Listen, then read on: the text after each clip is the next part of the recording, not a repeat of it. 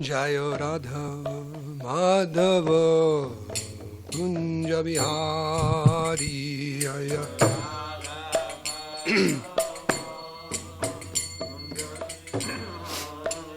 Jaya Radha Madhava Kunja Bihari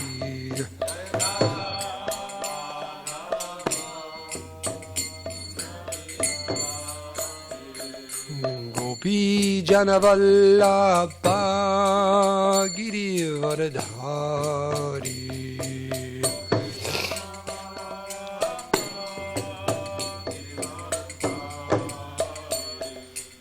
Gopi Janavallabha Girivardhari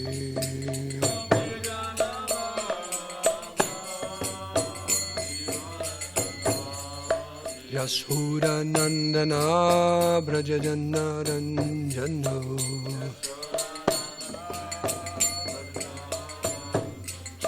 Yasura Nandana Brajajana Ranjano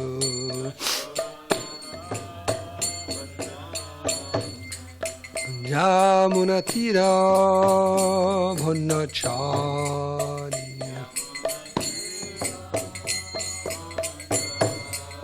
Yamunatira Bhannachari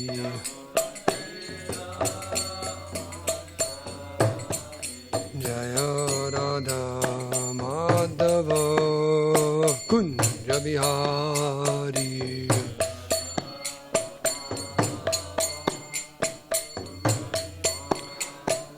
Jaya Radha Madhava Kunja Bihari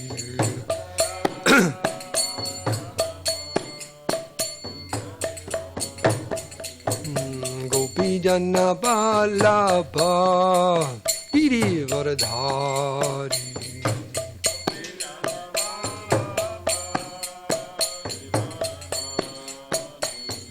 Gopi Jana Vallabha Girivardhari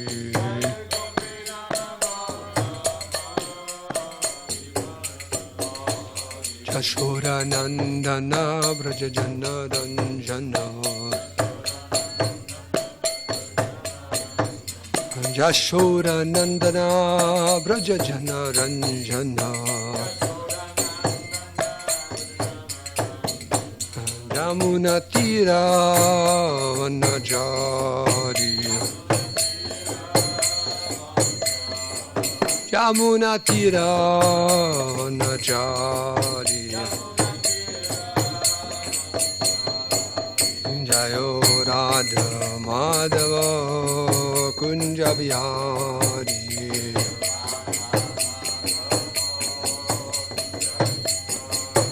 Jaya Radha Madhava Kunja Bihari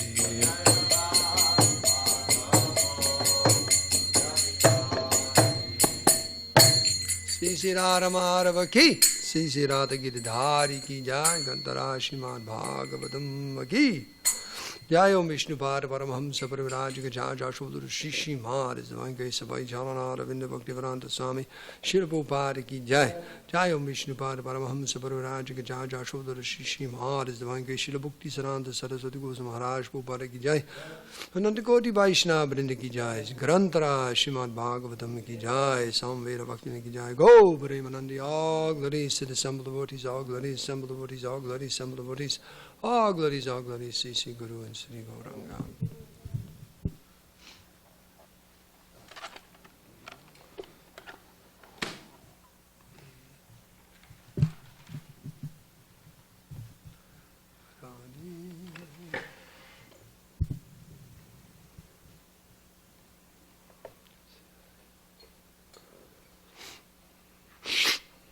You're flanked by two microphones. I know. Thank you.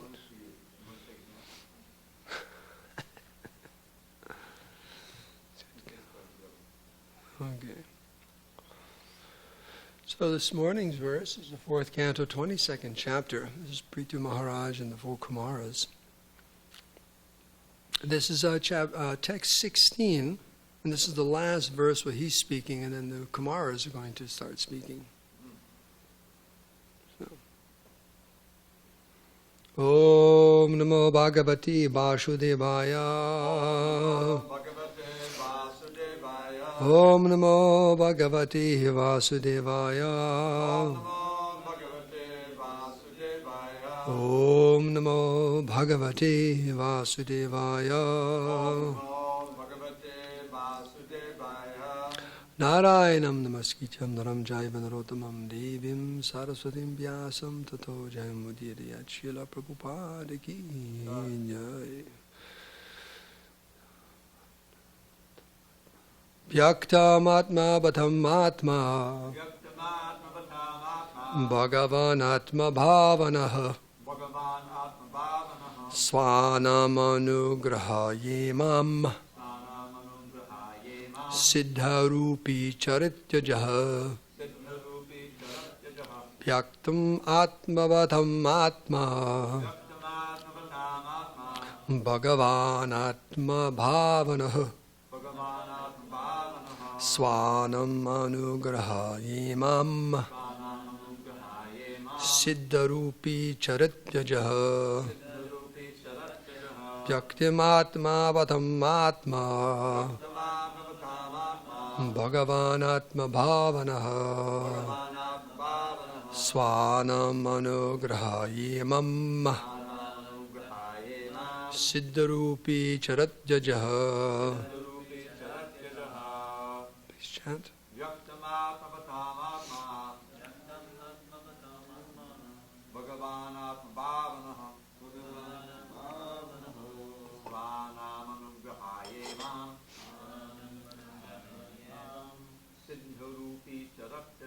Siddharupi Charatyajaha.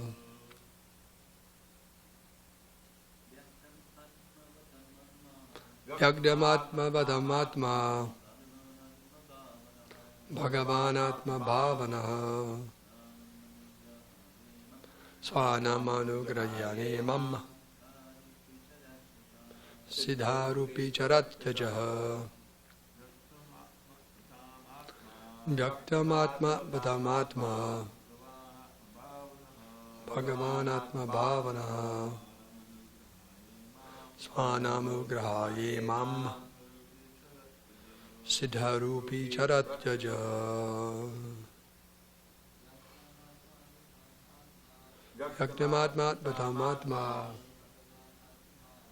Bhagavanatma Bhavanaha Swanamanugrahayemam Siddharupi Charatyajaha. Anyone else?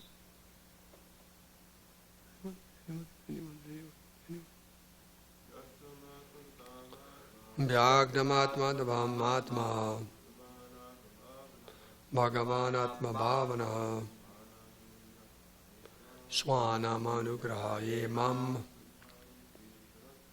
Siddharupi Charatyajaha. Synonyms. Vyaktam, clear. Atmavatam, of the transcendentalist. Atma, the goal of life. Bhagavan, the Supreme Personality of Godhead. Atma Bhavanaha, always wishing to elevate the living entities. Swanam, whose own devotees. Anugrahaya, just to show mercy. Imam, this way. Siddharupi, perfectly self-realized. Charati, travels. Ajaha, Narayan. Translation. The Supreme Personality of Godhead is always anxious to elevate the living entities, who are his parts and parcels. And for their special benefit, the Lord travels all over the world in the form of self-realized persons like you. Please repeat. The Supreme Personality of Godhead is always anxious to elevate the living entities, who are his parts and parcels. And for their special benefit, the Lord travels all over the world in the form of self-realized persons like you. Purport by Srila Prabhupada. There are different kinds of transcendentalists, namely the Jnanis or impersonalists, the mystic yogis, and of course, all the devotees of the Supreme Personality of Godhead. The Kumaras, however, were both yogis and Jnanis, and finally bhaktas later on. In the beginning they were impersonalists, but later they developed devotional activities, therefore they are the best of the transcendentalists. The devotees are representatives of the Supreme Personality of Godhead, and to elevate the conditioned souls to their original consciousness, they travel all over the universes to enlighten the conditioned souls about Krishna consciousness. The best devotees are Atmavat, or those who have fully realized the Supreme Soul. The Supreme Personality of Godhead as Paramatma is sitting within everyone's heart, trying to elevate everyone to the platform of Krishna consciousness. Therefore he is called Atma Bhavana. The Supreme Personality of Godhead is always trying to give the individual soul the intelligence to understand about himself. He is always with the individual as a friend, sitting by the side of a friend, and he gives facilities to all living entities according to their desires.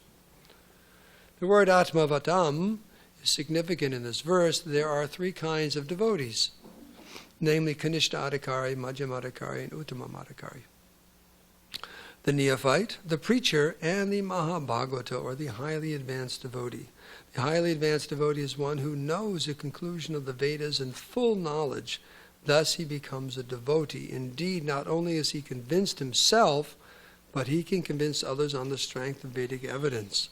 The advanced devotee can also see all other living entities as part and parcel of the Supreme Lord, without discrimination. The Madhyamadhikari, preacher, is also well versed in the Shastras and can convince others also, but he discriminates between the favorable and the unfavorable. In other words, the Madhyamadhikaris does not care for the demoniac living entities, and the neophyte Kanishta-adhikaris do not know much about Shastra, but have full faith in the Supreme Personality of Godhead. The Kumaras, however, were Mahabhagavatas, because after scrutinizingly studying the Absolute Truth, they became devotees. In other words, they were in full knowledge of the Vedic conclusion. In the Bhagavad Gita, it is confirmed by the Lord that there are many devotees, but a devotee who is fully conversant in Vedic conclusion is very dear to him. Everyone is trying to elevate himself to the highest position according to his mentality. The karmis who have a bodily concept of life try to enjoy sense gratification to the utmost. The jnani's idea of the highest position is merging into the effulgence of the Lord, and a devotee's highest position is preaching all over the world the glories of the Supreme Personality of Godhead. Therefore, the devotees are actually the representatives of the Supreme Lord, and as such they travel all over the world directly as Narayan, because they carry Narayan within their hearts and preach his glories. The representative of Narayan is as good as Narayan, but he is not to conclude like the Mayavadis that he has become Narayan.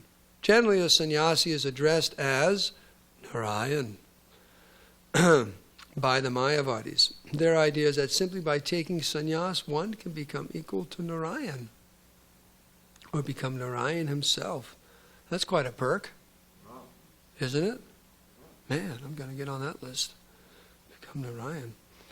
The Vaishnava conclusion is different, as stated by Srila Vishwanath Chakravarti Thakur, Sakshat Darite Asamashta Shastre Uktastata Bhavyate Vasadbi Kintu Parvorya Priyeva Tasya Pande Guru Shri Charanara.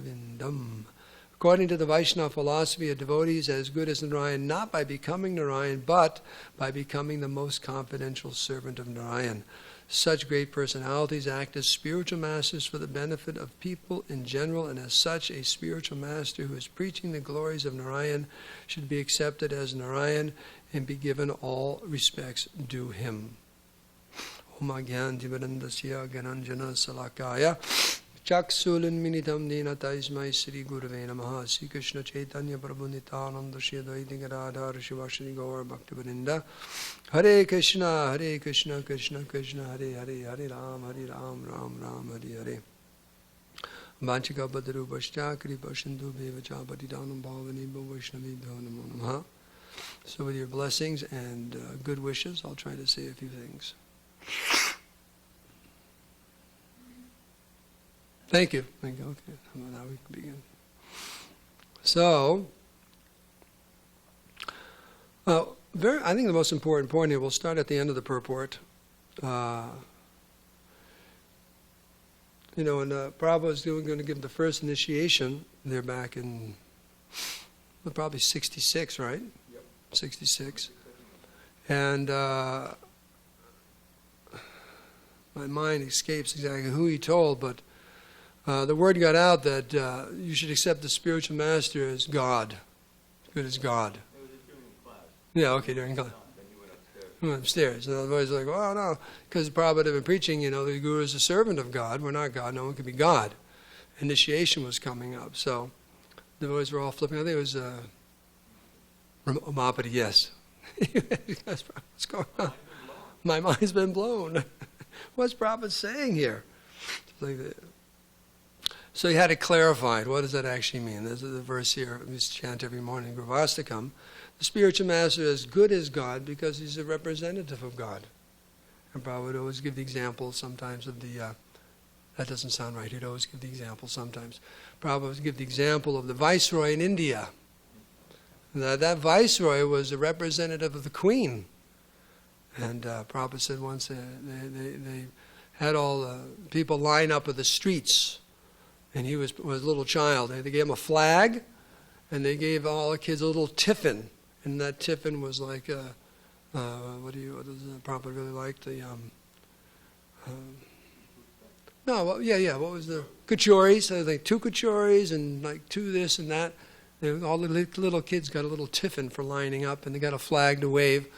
They lined up the main big street there in Calcutta, and the viceroy came, from England, has arrived, in Calcutta. So, but the point is, the viceroy is given all respect, all respect.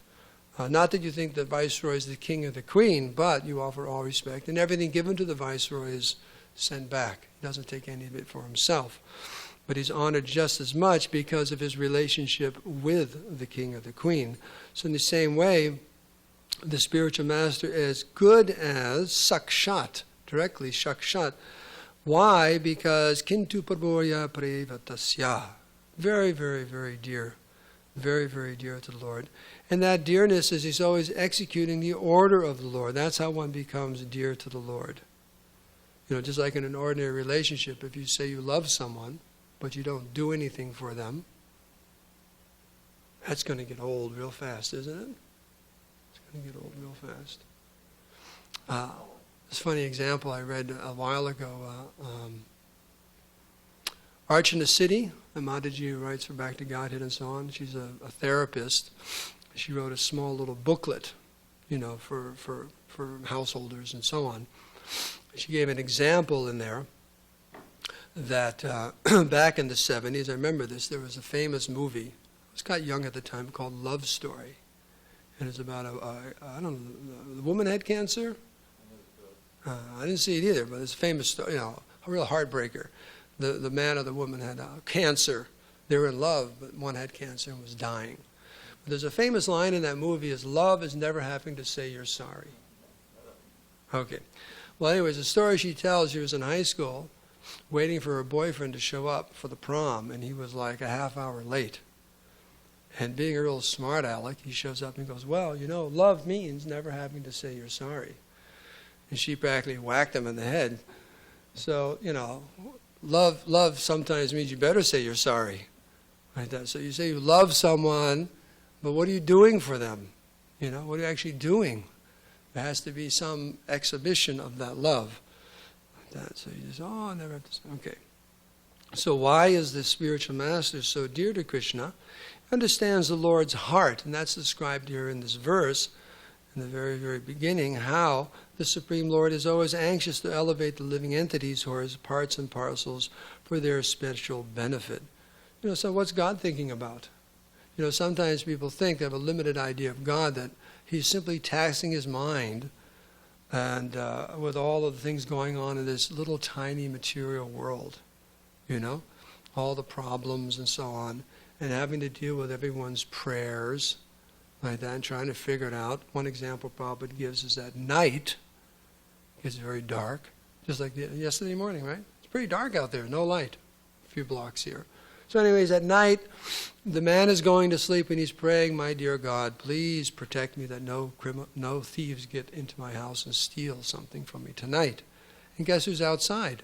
The thieves are outside thinking, oh God, please protect us. This is a very, very dangerous occupation we have here. Anything could happen. So protect us that we're get into this house and steal a bunch of things and not get hurt. And Prabhupada says, what's Krishna supposed to do? Put him in such a dilemma.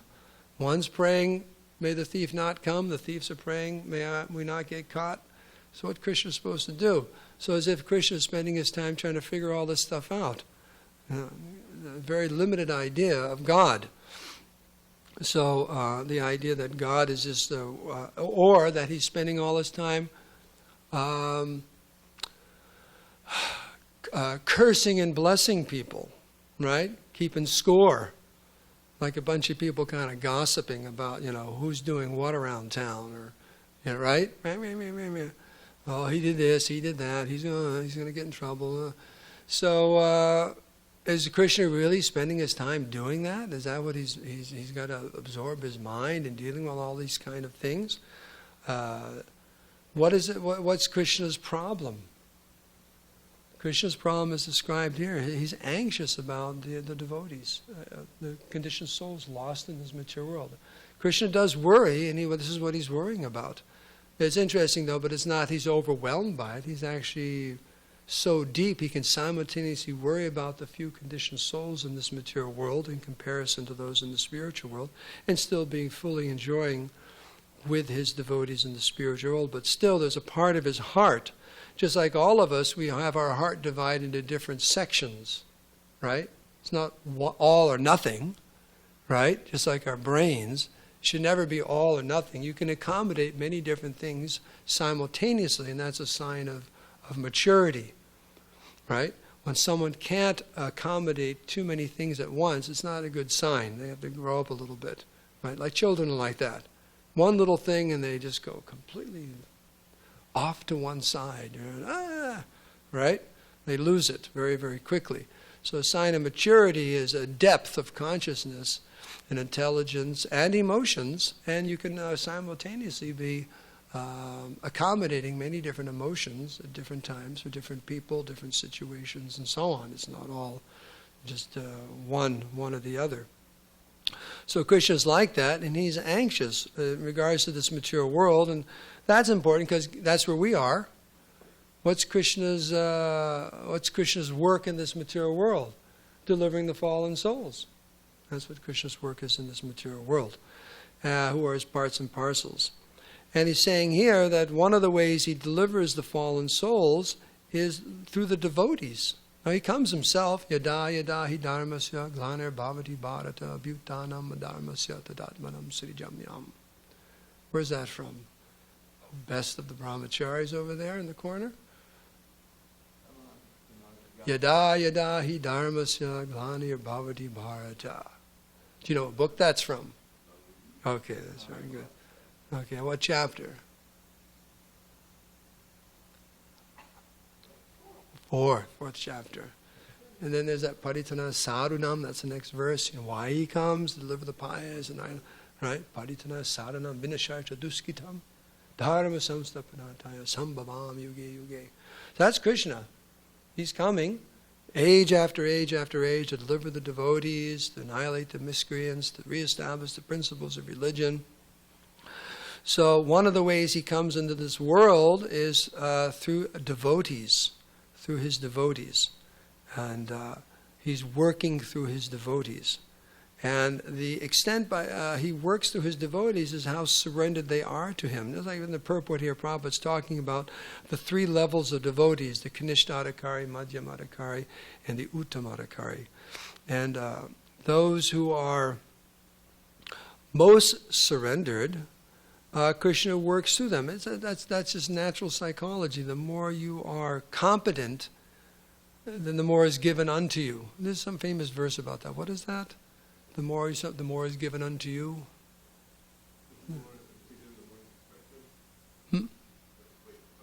Something the more is given unto you. It's the Bible. Is it the Bible? But, I mean, we can understand this. The point is you don't give a lot of responsibility to someone who can't do it or handle it. But the more you show your ability to carry out so much different, and that's why people get promotions in companies, right? You're not going to promote someone who's just going to mess everything up. They're more and more competent, more and more competent.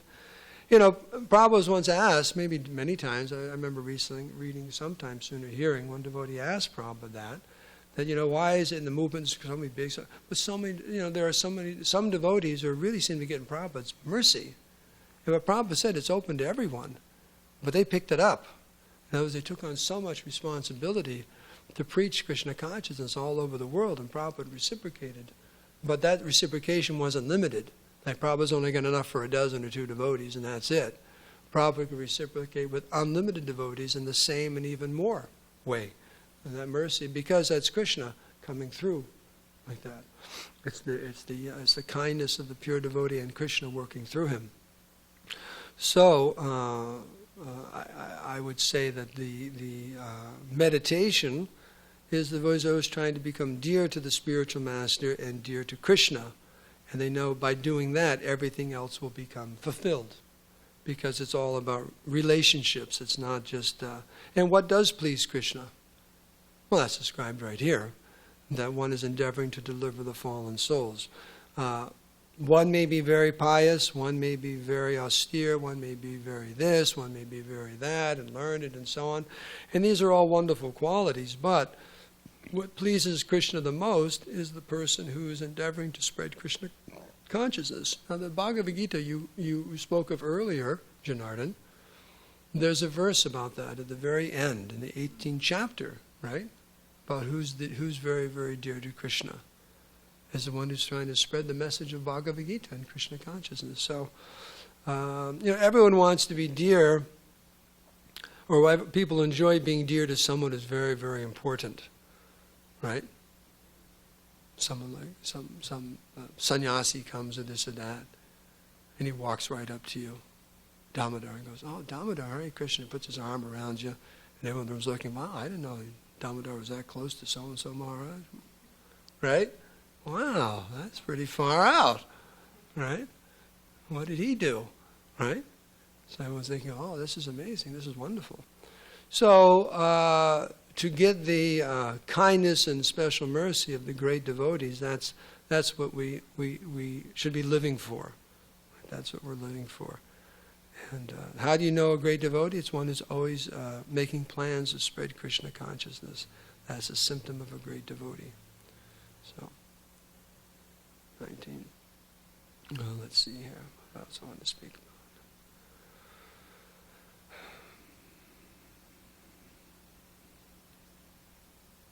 And of course, reading this, we can understand Srila Prabhupada's position. What a great, this is referring to the Kumaras, but here we have in our own, one generation away.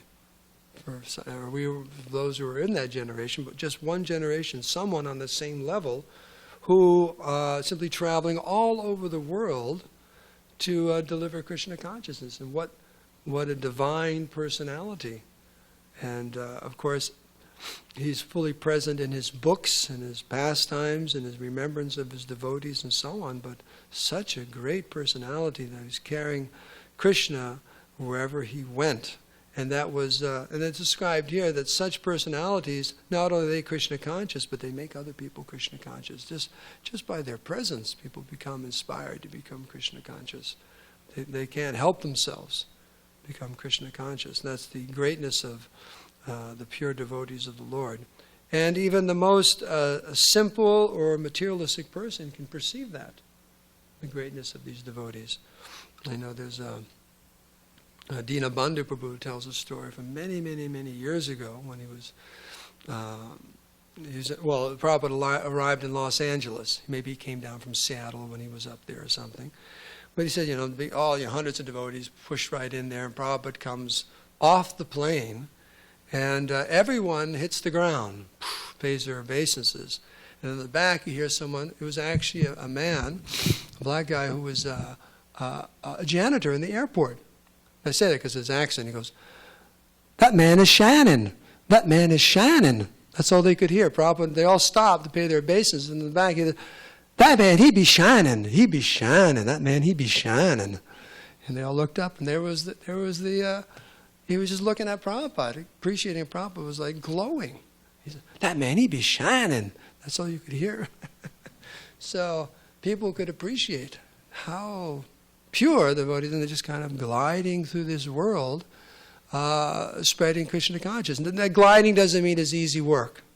It's very hard work to spread Krishna consciousness. In fact, Srila Bhaktisiddhanta Saraswati said, even if we get one person to be Krishna conscious, consider my whole mission a success.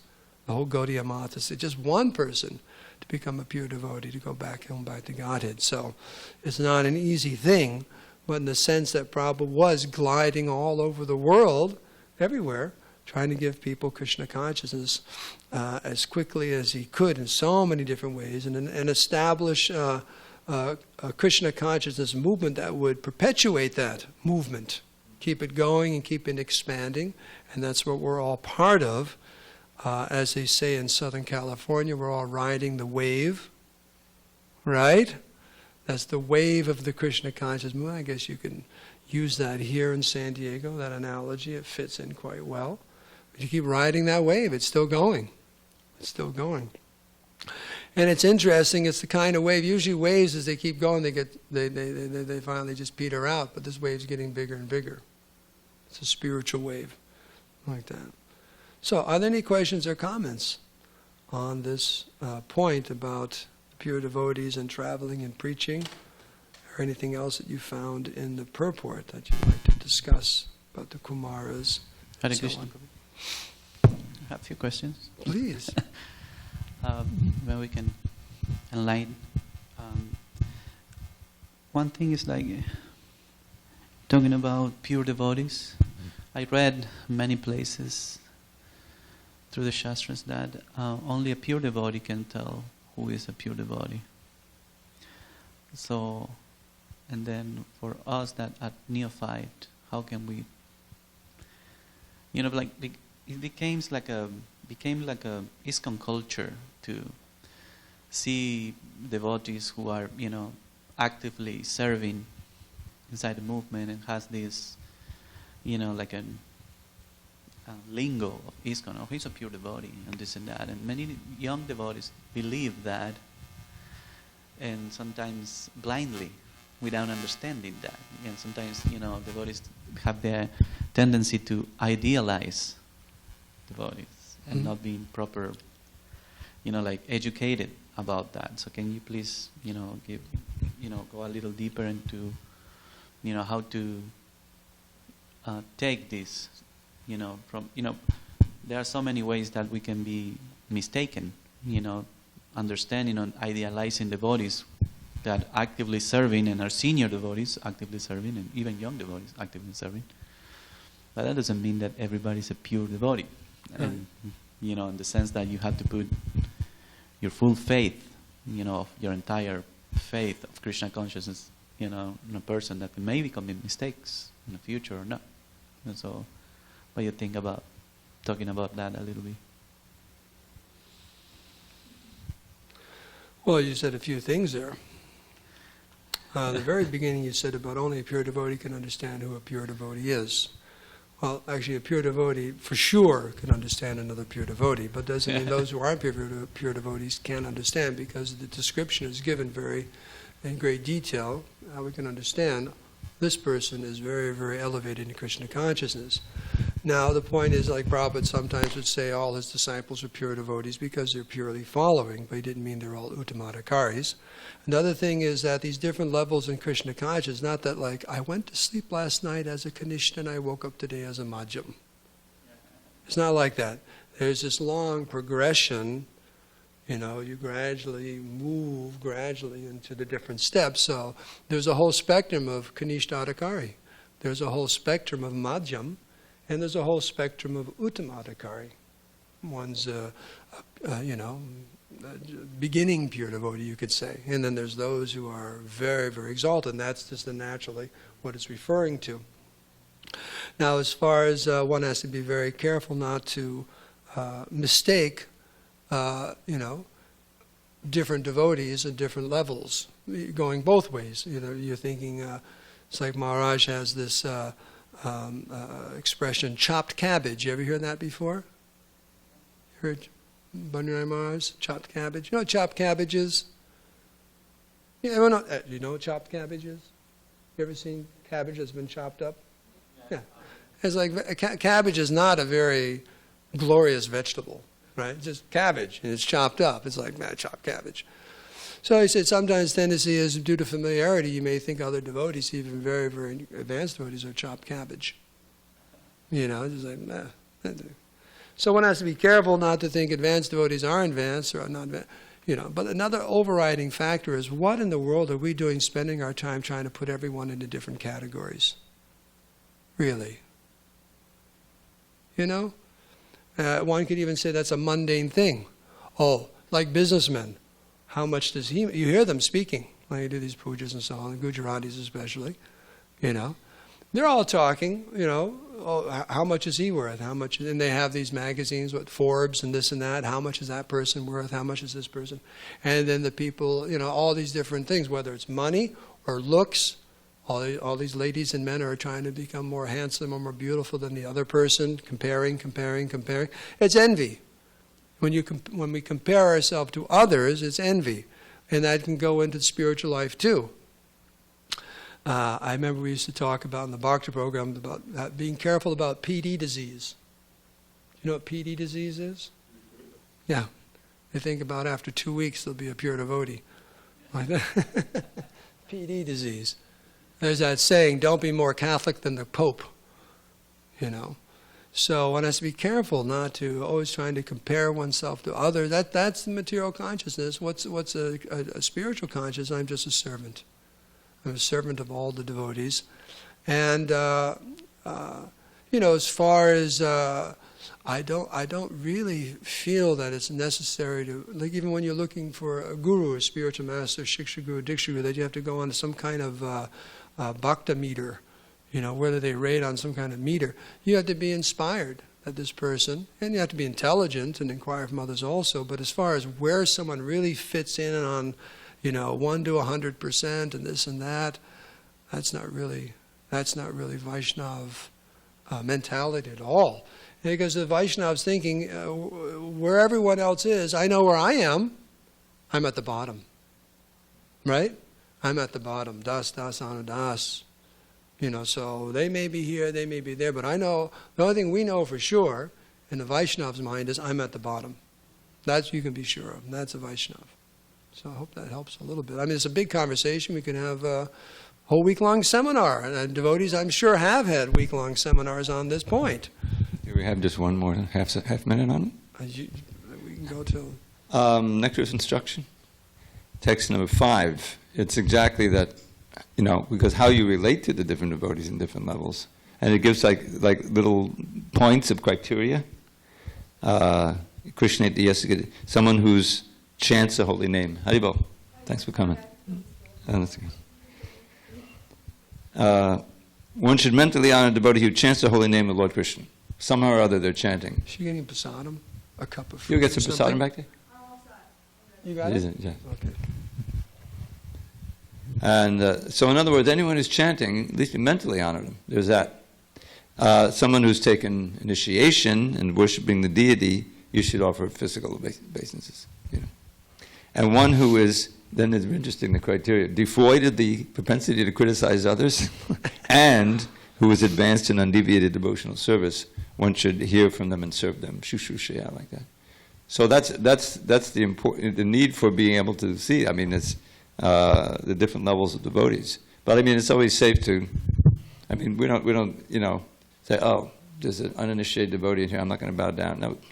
The temple may be full of bhaktas and people who just came in off the street, but so it's always safe to take the most humble position. But there is an importance in how you relate to the higher devotees in the proper way. That's my little 30-second take on it. Another point I remember Hridana Maharaj was speaking about this, that there's a culture and etiquette. This idea that don't honor anyone. That's completely opposite of Vedic culture. Not only you're honoring your guru, but you're honoring your parents and your grandparents and your teacher and the whole culture is one of honoring those who are respectable personalities, and there's different gradations of that. But just kind of like say, I don't want to offer respect to anyone because I don't know if they're really respectable. That's completely the opposite of the whole culture. Yeah. So you have to be very, very careful with that. What do you have a culture where you don't offer respect to anyone? Yeah, demonic. Well, yeah, but even demons offer respect to big demons, right? What did Prahlad call his father? Best of the demons. What was that? Surya. Oh, best of the demons. Even though, but it's like anarchy. If you just, I don't go, And what is that?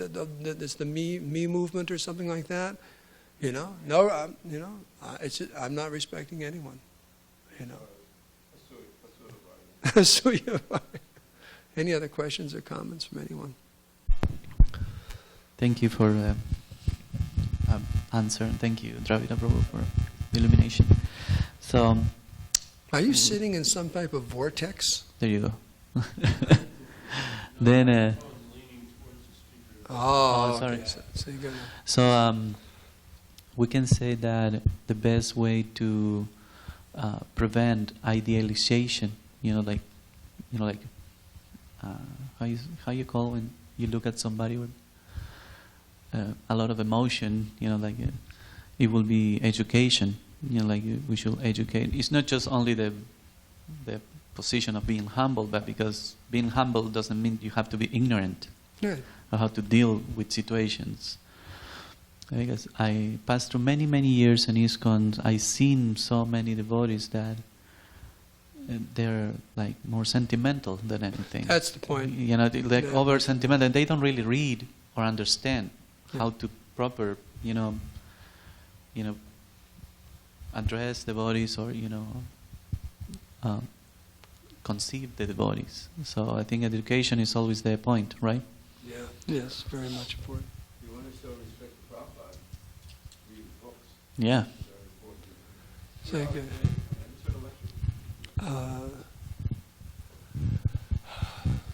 Who is it? Mukundachan, spiritual master. Mukundamachan, huh? Jayadvaita Maharaj was saying back in the first temple, early days, there were two young girls coming to temple. One lives here in SanDiego now. They were like teenage age. And whenever Prabhupada said anything, did anything, they'd go, there's all just like, make this sound like, it's like, clouds open. It's like, and the Prabhupada just stopped them, they're sentimental. It's just like everything the Prabhupada said and this and that. It was just so gushing. I think that's the word he used, like gushing, And they just had to stop it because it was like, wasn't appropriate. That has to be based upon knowledge and understanding and so on. I mean, the emotions are there, but that was just kind of gushing and so on. Young and inexperienced, but they're just thinking. It's sentimental. It's sentiment, I think Prabhupada's kind of like, it's like, it was over the top. It was, huh? New York. Yeah, 26th Avenue. I think they're young girls. Yeah, still around, like that. Okay. Okay, another question. Maybe you can, I never read about this. I mean, I read in some ways indirectly regarding the Kanishta, Madhyama, and Uttamadhikari. About are these permanent levels? Like once you progress from being a Kanishta to a Madhyama, can you ever become a Kanishta again? And it's like when you reach that level of consciousness, and habits, can you ever be, per se, demoted, to a lower level of the body? My understanding is Uttama is secure, but I mean we have the example of Bharat Maharaj, who was on the level of Bhava, and he fell down for some time. So one has to be very, very, very, very careful. They asked Prabhupada when he's greeting the deities what he was praying for, and he said that I'd never fall down. So it's a mood of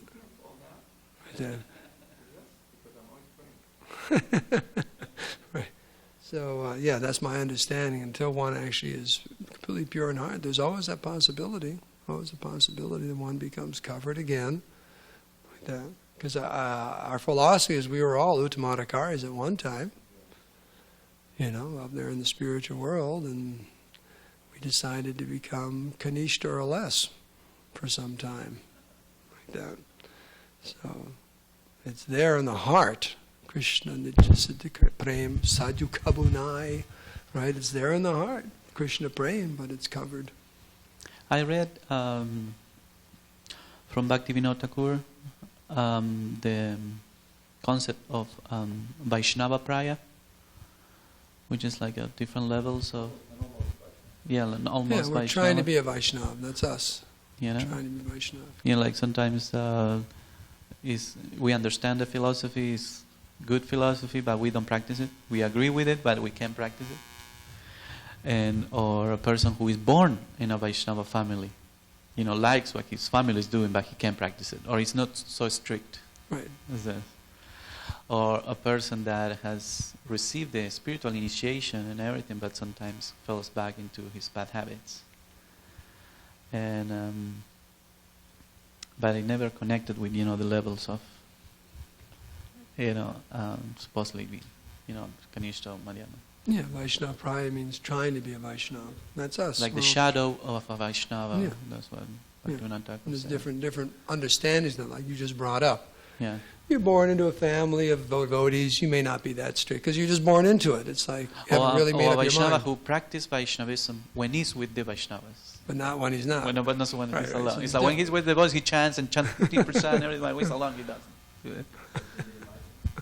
That's what he said. Yeah. Right. So that's a good point. Sorry. Anything else? We can end here, right? All glories to Srila Prabhupada, Srimad Bhagavatam, Ki Jai.